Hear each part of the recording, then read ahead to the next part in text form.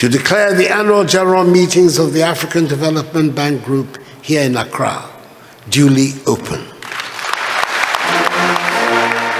A critical moment as the African Development Bank Group officially opens its annual meeting in the Ghanaian capital, Accra.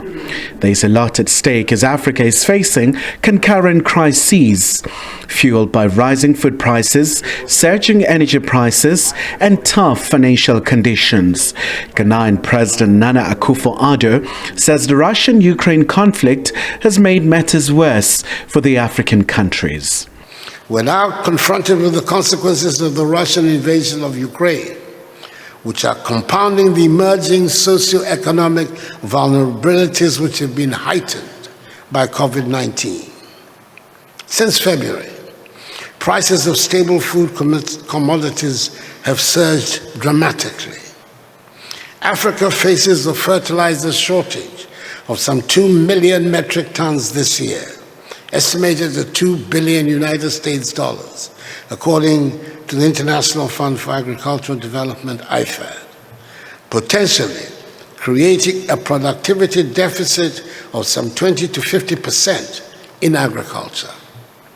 Rising food prices disproportionately affect African families, as food consumes some 40% of household income, compared to less than 20% in the advanced economies.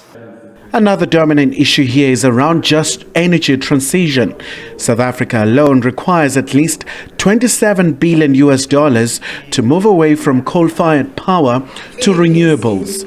The African Development Bank Group President Akinwumi Adesina says they support South Africa's journey. The bank is currently working with the government of South Africa in support of its efforts for just energy transition, for example. We are also working closely with the G7 countries to leverage their $8.5 billion financing promise for South Africa. Our approach at the African Development Bank will allow South Africa to raise $27 billion on the capital markets in support of its just energy transitions. And let me be clear, it will be able to do so without debt. And fears of global recession is rising. South African Finance Minister Enoch Godongwana says they are also worried. However, the government will support the most vulnerable.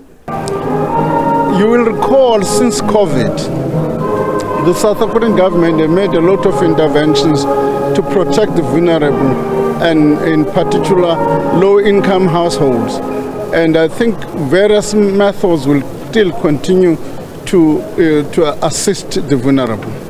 Meanwhile, Ghanaian President Nana Akufo-Addo, who is a staunch supporter of African solutions, says the continent does have the capacity to feed itself, but he really emphasized that the African Development Group should be at the forefront in leading development and make sure that Africa is able to reach prosperity. Kumalo, SABC News, Ghana, Accra.